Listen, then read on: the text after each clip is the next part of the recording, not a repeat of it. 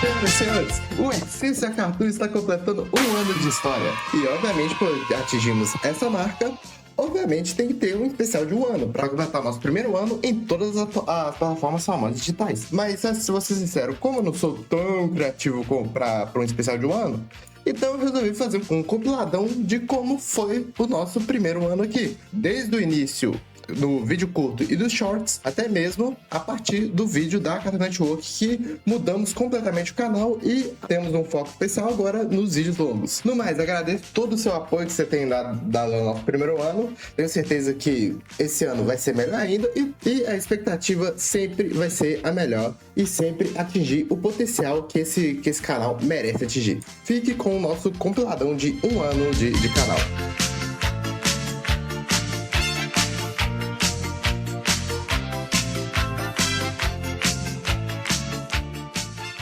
Ganha o Oscar de melhor animação.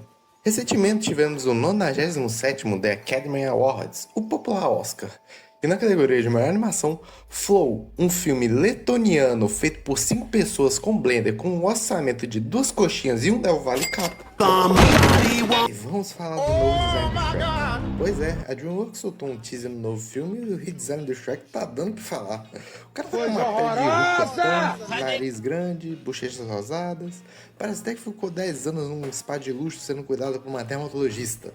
A internet surtou, obviamente, que fala que tá aparecendo um personagem de IA e que um design que ficou genérico, mega genérico. A Mamãe Pig está grávida. Sim, ela está grávida. Essa massa saudável e que a Mamãe Pig tenha 100% de aproveitamento de gravidez.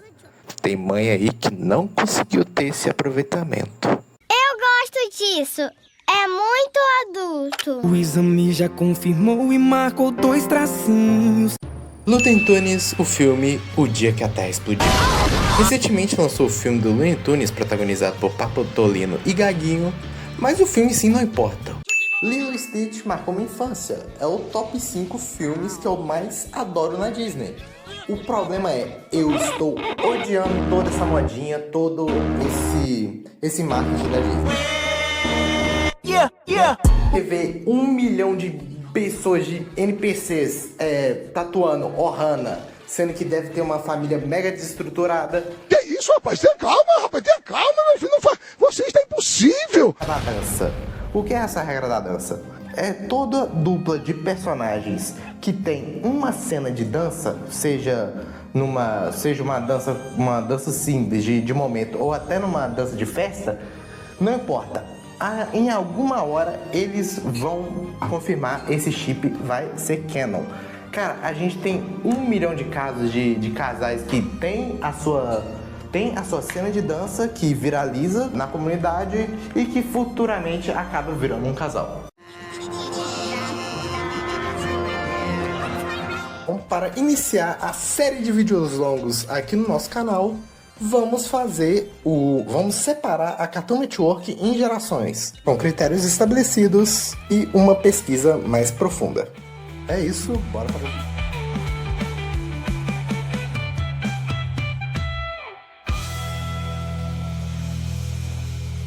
Para a Cartoon Network, Pennington Ward resolve criar um curta produzido para o Random Cartoons, o programa incubador da Nicktoons. Depois desse curta se tornar um viral da internet, só que a Nickelodeon não quis fazer a série.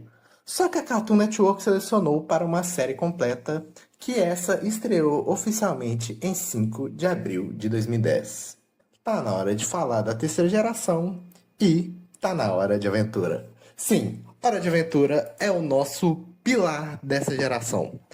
E junto com ela, obviamente, nasceu o seu irmão que te acompanhou por toda uma geração, que é apenas o show. Há várias duplas que marcaram vidas de gente. Temos Bebeto e Romário na Copa de 94.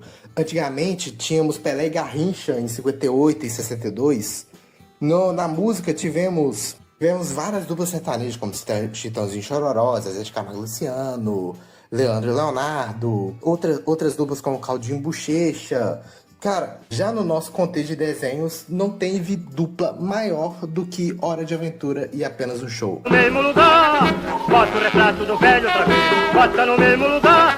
Na época de 2010, muito com a vitória do Barack Obama, começou uma série de movimentos políticos sociais. Além disso, essas séries dessa geração começaram a trazer conversas mais sérias, sobre saúde mental, socialização e além de assuntos mais cabeludos, como críticas sociais feitas pelas próprias séries e o fim mais polêmico, que foi a introdução da diversidade nas séries, com o maior símbolo disso sendo o Steven Universe, que foi pioneiro em incluir a representatividade de minorias nas obras animadas, que fez com que a próxima geração, a quarta geração, fosse muito destacada pela diversidade, muito influenciada pelos movimentos identitários que estavam no seu auge na década de 2010. Acabou, pô!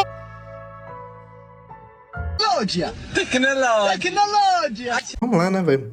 Vamos ver se essa mulher vai despirocar de vez. Vamos ver que ela... Vamos ver o que se passa na cabeça do palhaço nesse exato momento. Vambora, velho. Francesca e Andréia, do planeta M7. Que nomes adoráveis. Estão perdidas? Uma gorjeta de 10 pés. É a placa, garota. O quê? Uma coroada? Não faz isso. Eu sou engenheira. Engenheira júnior, ainda por cima. Nossa! Não sabe nada. Todo mundo implica tanto um com o outro que não vê o empresariado no poder. Acha que minha engrenagem como eu tem poder? Não, ainda tô falando. Você tá voltando no lugar errado, cara. Enquanto isso, planetas estão sendo terraformados. E logo, não vai mais existir um lugar que... Calma, filha da... Calma.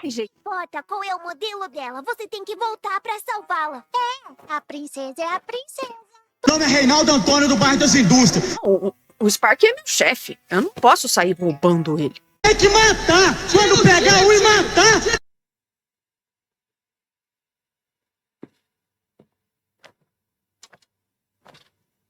What the fuck? É triste quando a gente trancou ela lá, sem conseguir se mexer, nem falar. Quem tá presa? Mas será que as minhas ferramentas bastam? Frank? E o Spark vai despedaçar ela? Ai, que babosa! Frank, o Spark vai despedaçar alguém? Andy? TDAH? Mano, que condição é essa? Eu nunca ouvi falar nessa condição, não, velho. Não, TDAH? Que porra? Que esquisito, esquizofrenia? Estranho, velho. É interessante. Mas é interessante, velho. Legal. Nas últimas 8 horas. Andy, eu só tô zoando contigo. Mas você tem acesso autorizado, né? Me ajuda a entrar nos laboratórios. Preciso da auréola restauradora. Oh, pra quê? Fala logo o que tá acontecendo. Melhor ainda, eu mostro pra você. Puta que pariu! Ela sempre teve na sua programação alguma programação infantil, inclusive contando o seu primeiro programa da história da Rede Globo. Sim, no dia 26 de abril de 1965, às 11 horas da manhã, passava o Unidunité, onde foi apresentado por Fernanda Barbosa Teixeira, naquele que é o primeiro programa da história da Globo, e que foi o pontapé inicial dessa gigante do entretenimento e do jornalismo que temos aqui no Brasil. E aí depois veio outros programas, veio os Astrás, veio o Globo Cor Especial, até vir nos anos 80 e 90, que aí sim tivemos programas que marcaram gerações, como o lendário Balão Mágico. Também tivemos a revelação da Rainha dos Baixinhos com o programa Show da Xuxa. A diversão e a criatividade e inovação da TV Colosso, que marcou a geração nos anos 90, até chegar na Era Angélica, que foi 2 programas. O Angélica Mix e o programa na qual zerado o pai da TV Globinho, que é o Bambu Luar. O Bambu Luar é o que era apresentado pela Angélica, e lá surgiu um quadro que era um quadro dentro do Bambular, e se tornou a TV Globinho. Sim, a TV Globinho, na qual a gente conhece, surgiu como um quadro do Bambular. Mas qual é o padrão na qual era as séries da TV Globinho. Qual o padrão que continha nas atrações? Para descobrir o padrão utilizado na TV Globinho. Então eu resolvi utilizar a análise de dados. E para fazer essa análise, eu resolvi utilizar o Jupyter, que é um notebook baseado em Python. E aí eu resolvi utilizar algumas bibliotecas clássicas da análise de dados, como o Pandas, o NumPy, e eu resolvi utilizar o Plot Express. Mas o Matplotlib, mas eu assumo que o plot ele é meio básico demais, mas vamos seguindo. Aí eu importei aí eu resolvi criar uma tabela do Excel de todas as séries que existiam. Aqui eu assumo, eu tive que usar IA aqui, nesse caso. Eu utilizei o DeepSeek para que eu mandei a lista das séries para ele e separei entre a empresa criadora e o tipo dela, se era um cartoon, live action ou um anime. Primeiramente, 63% das atrações da série eram feitas por cartoons. Ou seja, 2/3 do programa eram feitos por cartoons. Já o outro terço é separado entre live action e anime. E aí aqui na distribuição de empresas nos cartoons, dá pra ver um domínio amplo da Disney. A Disney tinha um domínio amplo que a maioria das séries eram da Disney, visto que a Globo e a Disney sempre tiveram uma parceria de longa data. Eles sempre tiveram essa parceria. Aí aqui são outras empresas criadoras, e a segunda que mais aparecia era a Nickelodeon.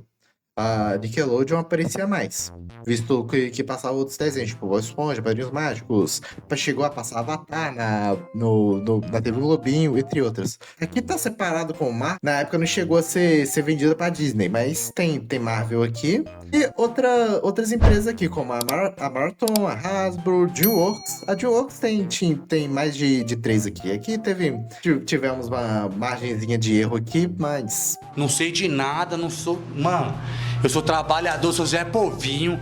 Nos animes, a maioria era da Toei. Visto que um dos maiores símbolos disso, Dragon Ball. E as outras eram da MS Entertainment. O resto aqui já o resto tá bem espalhado e realmente, no caso dos animes, os animes eram bem mais individuais do que de uma empresa em si. Actions, a maioria aqui era feita pela Disney, no final do programa, na qual passava muitas séries da Disney na TV Globinho. No caso do Zack Code, James Abbott, se eu não me engano, passava Feiticeiros de Every Place também. E aqui tinha a Nickelodeon, na qual passava a sua maior dupla de séries da história, que foi iCarly e Brilhante Victoria, na qual foram fenômenos no começo da década de 2010. E aqui temos a Saban por causa de Power Rangers. Ok, seguindo essa análise de dados, vamos citar os critérios na qual faremos essa seleção. O meu resumo do final.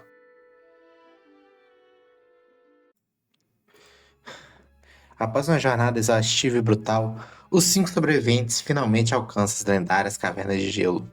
O local é deslumbrante, com escarlis de gelo puro que brilham como diamantes e cristais sobre a luz sobrenatural. Suas esperanças se renovam quando avistam uma pilha de latas de comida, o objetivo que os motivou a enfrentar inúmeros perigos. No entanto, a euforia inicial rapidamente se transforma em frustração agonizante quando percebem que não há como abrir as latas. Não há abridores. Sua tentativa de quebrá-las contra o gelo se mostram inúteis, amassando-as apenas superficialmente. A fome extrema, intensificada por Amy, e a completa impotência levam a Benny à loucura total. Em um acesso de fúria e desespero animal, ele ataca Gorrister, começando a devorar o seu rosto vivo.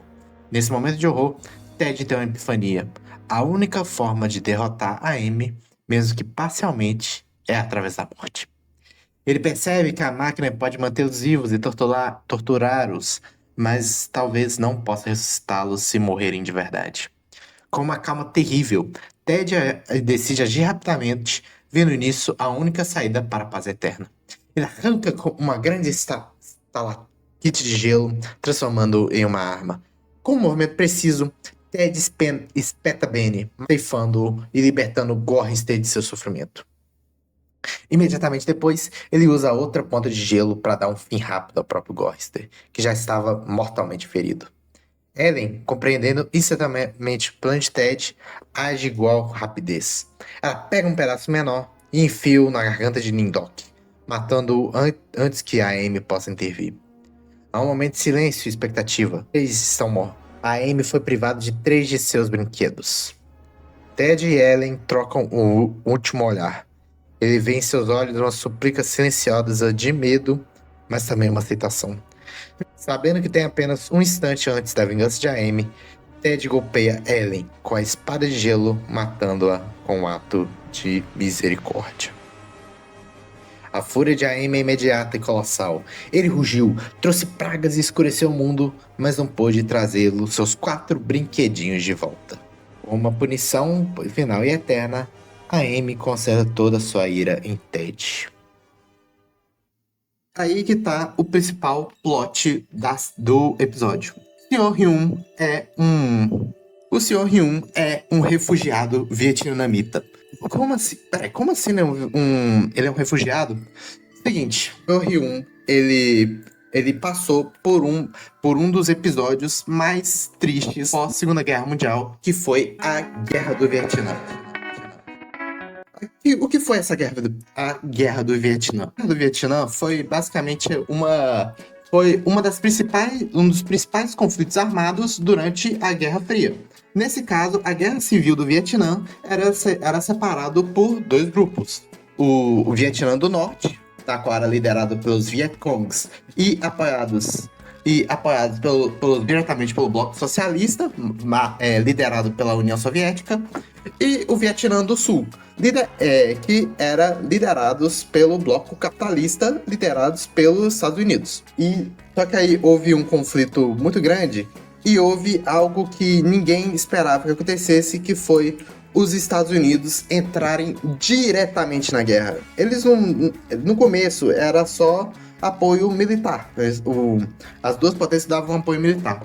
Só que aí depois os Estados Unidos teve a brilhante, uma das ideias mais críticas da época, que foi entrar diretamente na guerra. Ou seja, ele mandou soldados americanos pra lá, bandeira americana. Ou seja, eles entraram diretamente na guerra contra os Vietcongs.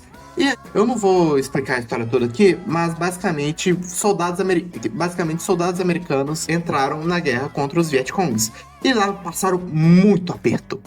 Acabaram sendo solados pela estratégia de guerrilha dos Vietcongs, como os nó táticos feitos com as emboscadas, até mesmo as armadilhas na qual todos os soldados passaram. E Seo Hyun morava no lado norte, que era o lado dominado pelos Vietcongs, e que lá via toda a guerra rolando. E Seo Hyun tentou de tudo para fugir daquele local. Ele ficou sabendo que tinha um quartel-general na qual tinha soldados americanos tentando levar refugiados para os Estados Unidos. Então o Sr. Hyun, junto com a sua filha, resolveu participar desse corre-corre, a qual ele não conseguiu embarcar. Mas, em um ato de coragem e de um dos maiores atos de paternidade da cultura pop, ele diretamente entrega a sua filha para um soldado americano, leva ela para os Estados Unidos. E esse mesmo soldado cita a cidade qual Arnold mora hoje. Durante a guerra, Seo Hyun passou o tempo todo da guerra do Vietnã lá dentro do país. Enquanto a sua filha via tranquilamente nos Estados Unidos, Seo Hyun passou por todos os horrores de ser um civil durante a guerra, até finalmente ter as condições suficientes para vir morar nos Estados Unidos e tentar reencontrar a sua filha. Eu tô vestindo essas roupas. Se não me escapa a memória, você meio que deu uma endoidada ontem. Pegou fogo. E nesse processo nós foram meio que queimados. Não, pera. O piloto não é canônico. Pera, não, deixa eu ler o aviso de novo aqui. Pera, vamos calmar aqui. Tá, não é 100% canônico. Tá. Se o piloto não é 100% canônico, por que você tá citando o piloto por que você tá citando um piloto, tipo, como se fosse uma sequência? Não era mais fácil fazer... Cara, não é mais fácil se você só considerasse o piloto, depois metesse uns retcon pra frente? Não era mais fácil meter... Aí, mete retcon na cara dura, é bem melhor do que deixar pro telespectador descobrir o que é canônico e o que não é no episódio piloto. Isso não é legal, cara. Isso não é FNAF, não, velho. Inclusive, eu ainda não assisti FNAF nos cinemas, então... E esse vídeo vai ser postado depois, então... Vou deixar Vou deixar aí a mini review do filme, na minha opinião. Que lugar bonito. Bonito demais. Nada. Sinceramente, eu Oi? tô cansado de ficar desabafando com os outros e sempre receber a mesma resposta. Você tem que se amar. Eles estão mentindo. Não dê ouvido a eles. E blá, blá, blá. Falo, blá, blá, blá. Mas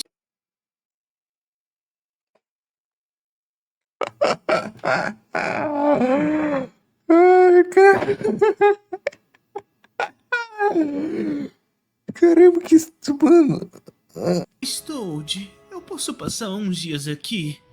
Tô com vergonha de voltar lá depois disso tudo. E Eu não sei se que eu teria frutinhas ou comida o que suficiente. isso, irmão? E a minha única cama Que é muito isso? pequena pra nós dois. E a minha única carinha falta poucos...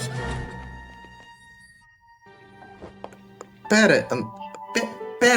Ah, tá bom. Não, pera aí. Que porra é? Calma aí, doidão. Pera aí, doidão. Nó, é muito cremoso. Nossa, lobo mal. Eu fiquei escondidinha, observando tudo. Os 3 momentos das fofas aos esquisitos. Não existia segredo entre nós 3, mas eu sempre estava lá. Eu acompanhei eles. Até a hora de dormir. E sempre, quando tá escuro, é mais fácil de se esconder. Na vida de ambos, eu quero estar, para que no futuro possamos criar uma bela família.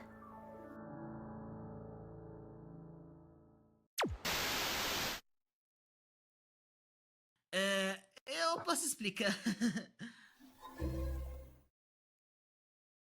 Tá em choque, liga pro Batman. Caralho, mano. Ô Red, você começou tudo num software chamado Flipperclip, né? Flipperclip é o nome? Sim. Então, vamos lá. Eu quero uma coisa que é mais de entusiasta, é uma pergunta mais de entusiasta mesmo. É o seguinte, como é que vocês produzem a série? Porque vamos lá, tem a questão do programa do Flipperclip. E teve um. Eu vou até puxar um negócio privado aqui. Eu não sei se o AJ vai ficar incomodado. Teve uma vez que você falou que fez nos bastidores aqui, você falou que teve uma animação que você fez no celular, certo? Sim. Então, vamos lá. Hoje, como é que é a produção da série no quesito, principalmente no quesito animação? Vocês ainda fazem animação no celular ou vocês já utilizam já os PCs, os notebooks, ou até mesmo mesas de instaladoras? Como é que é feita a produção das suas séries? Atualmente, olha, Exatamente. da minha parte, pelo menos, ainda é no celular. Porém, ainda tem o fato dos outros animadores que usa PC, celular também. Tipo, eu sempre falo isso, que pra mim isso é um negócio que ainda até hoje eu acho impressionante, é o Wander ter feito todo o piloto inteiramente num celular, assim, ele sozinho, sabe? O quê? Pera, é o quê? O piloto inteiro de Força Heróica foi feito sozinho pelo Wander na época. O piloto. Os curtas em diante foram feitos por outro animador junto com o Wander, mas o piloto foi feito pelo Wander sozinho, durante vários períodos, né? Foi de 2022 até o começo de 2023.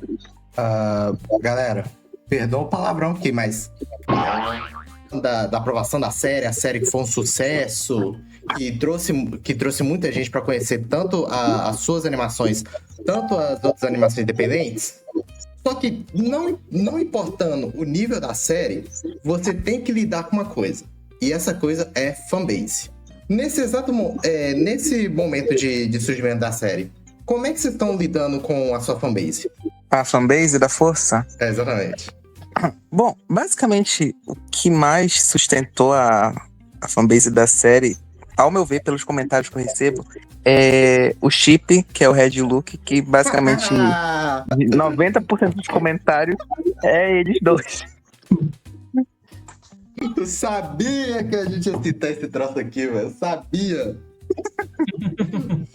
Caralho, vou continuar, velho.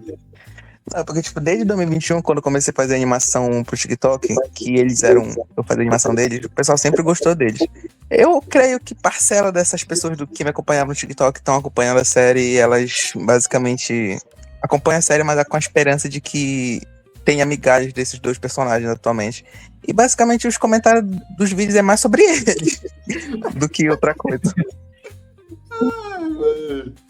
Caralho. Pô, velho, mano, eu acho que eu vou. Não sei se vocês concordam comigo, velho. Mas não tem fandom mais engajado em chip do que a fandom de animação, velho. Sim. Mano, não existe, velho. Cara, tipo, a gente acompanhou muito chips de várias animações que surgiram. Acho que o nosso principal até hoje que a gente mais lembra é o Lumit, de Casa da Coruja. É o que mais a gente lembra, assim, agora de cabeça, de tão grande que foi. Eu acho que o Lumit foi dessa década pós-pandemia foi o chip mais popular dos cartoons, foi ele, ué. Acho que foi. Cara, foi gigantesco, pô. Ele, se eu não me engano... Caramba, é Andrenet, né? De Miracle, é Andrenet. Isso. O Adrianete e seu quarteto amoroso bizarro lá, velho. Não, teve o Lumit, teve o Adrianete, tem vários outros exemplos. Assim, não me recordo agora de cabeça, mas, por exemplo, eu lembro que já tinha um pessoal que fazia o do Deeper e da Pacífica. Eu lembro de uma época que... De Pacífica. Lembro. Do de Pacífica. Eu lembro disso na época quando o Gravity Falls ainda tava no seu auge ainda. Tem de Pacífica, tem Boboline também, que foi gigante. Sim. Teve uns casos gigantes.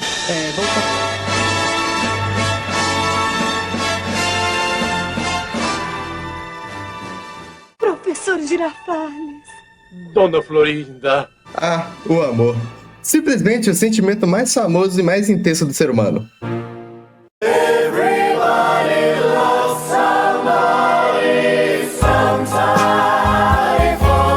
Isso é lindo, mas cadê ele?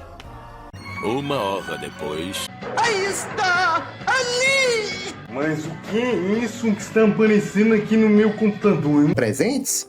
Cara, o Jake deixa o fim de lado, com todo respeito, e vai ter o seu encontro com a Lady, com uma presença muito intensa de ambos os lados. Agora, de outros exemplos, a maioria dos casais que eu vou dar o exemplo aqui são de grupos de super-heróis por causa dessa questão da presença. Não é só a presença em missão, mas também a presença apaisana. E até mesmo quando um tá em missão e o outro tá apaisana, não é mesmo, Adrianete? Mano, Adrianete e seu Reino Unido de Andrenet e outros chips lá, aquele quadrado amoroso confuso, acaba que ambos desses quadrados têm algo em comum. Ambos prezam por tempo de qualidade. Adrianete, a versão paisana dos dois. Você vê eles indo pra museus, você vê eles indo pra cinemas, você vendo eles indo pra encontros, se conhecendo aos poucos. Principalmente essa última temporada aí, essa sexta temporada aí. E você nota que, apesar do Adrian ser um cara mais abastado financeiramente e um pai autoritário, ele sempre, a partir dessa sexta temporada, ele sempre deu um jeito de encontrar com a Marinette, que a Marinette é o lado mais apaixonado dessa equação. Sempre tentou ir ao máximo estar junto com ele. Até o cheiro é igual ao dele. E isso é presente nos quatro lados, inclusive até mesmo, por exemplo, tanto o lado mais forte, que é o Adrianete, tanto no lado mais fraco, que era Marichat, que por um momento eu acho que, se não me engano, era Marichat. Só que aí, de repente, veio um episódio que do nada Marichat se tornou canon. What the fuck? Tipo, que bizarro. Mas eu vou ser sincero com você, gente. Nesse exato momento, eu vou ser obrigado aqui a abrir alas, que tem um casal que soube masterizar o toque físico. E é um casal que eu nunca vi algo parecido com outras animações.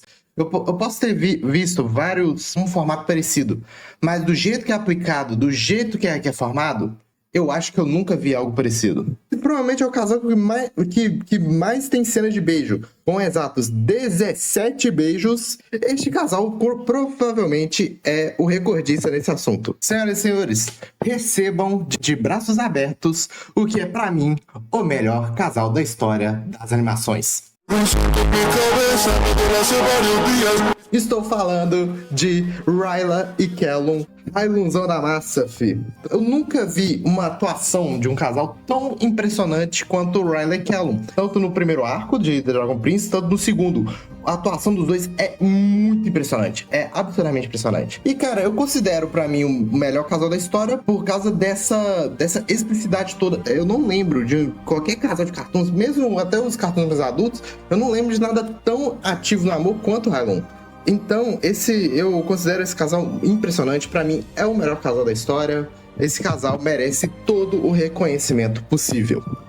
E sim, eu provavelmente ainda vou fazer um vídeo sobre esse casal. E ainda vou fazer mais vídeos sobre Dragon Prince, que é uma das minhas séries favoritas de animação. E se bobear, foi uma das séries que eu fiquei mais engajado em assisti-la. E muito em breve eu já vou fazer um vídeo sobre The Dragon Prince e o que esperar sobre Dragon King. Só esperar, não precisa esperar muito não. Alguns momentos depois... Dragon Prince é considerado uma das melhores séries animadas da atualidade. O segundo arco, infelizmente, eu tenho minhas críticas e lá vem o meu primeiro ponto. Lá em 2019, no hiato entre o primeiro e o segundo arco, já tinha sido revelado que teria mais 2 arcos. Só que esses 2 arcos seriam de 2 temporadas cada, que aí completariam as 7 temporadas que estavam previstas para a série. Só que eu não sei o que houve numa mudança absurda de planejamento. Eu não sei se foi aquele probleminha que rolou em 2020.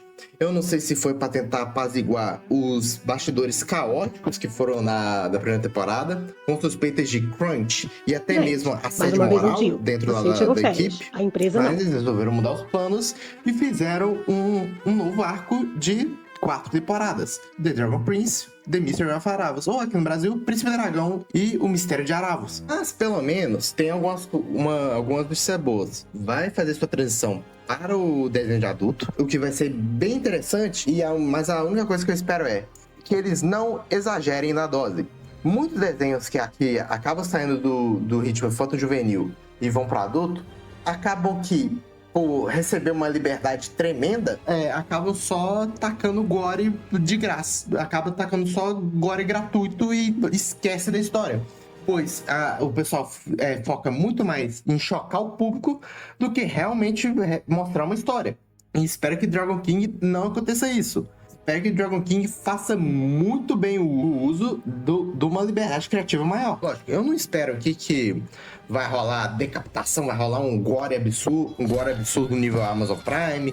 Eu não espero que os personagens vão se xingar a cada 5 frases. E eu não espero também uma adaptação daquele quadrinho clássico. Eu sei que você já leu, tá? Não vem mentir pra mim não, que eu sei que você já leu esse quadrinho.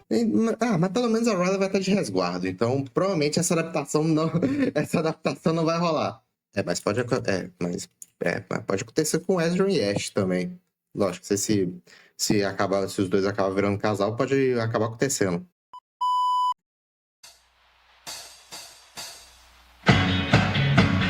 Senhoras e senhores, o amor realmente é muito bom. Mas, como tudo que é bom, exige cuidado e dedicação. Se você já tem sua companhia, não tenho muito a acrescentar. A não ser os meus parabéns e o desejo sincero que sejam felizes para sempre, até que a morte os separe. Mas, se você está solteiro, ou pior ainda, se anda frustrado, soltando por aí bravatas que o amor é uma farsa, lembre-se, é preciso amar a si mesmo antes de amar uma outra pessoa. Um relacionamento não é feito de 2 metades da laranja, e sim 2 pessoas inteiras que juntam algo maior. como 2 pratos principais que formam um banquete, ou como diz a famosa frase da Bíblia, 2 pessoas que se tornam uma só carne. Porém, o conselho mais importante que eu posso te dar é este: tome cuidado com o monstro que está do seu lado o dia inteiro. Aquele que te diverte, aquele que te envia rios, aquele que te leva pro cabaré virtual e te joga nas brigas mais desnecessárias. Este monstro existe para homens e mulheres e quer te convencer a entrar numa guerra que não existe. Homens, cuidado com o exército que esse monstro deseja te alistar. Se você cair nessa, estará lutando contra uma quimera, contra um espantalho que só leva a solidão e a amargura. Mulheres, esse mesmo monstro tentará te convencer que você é uma imperatriz, a merecedora de tudo, sempre será a rainha de você mesmo. Mas atenção, essa sede de grandiosidade pode se tornar insaciável e no fim você pode se sentir que o que você recebe nunca será o suficiente. Portanto, antes daquela espalhada no caos, convencido que o amor acabou, que o romantismo morreu, os homens afrouxaram e que as mulheres se corromperam, saia dessa roda de hamster mental, por favor. Respire, olhe ao redor e vá conhecer de verdade aqueles que, por um tempo, você preferiu chamar de seres diferenciados. A vida e o amor esperam por você do lado de fora da Terra.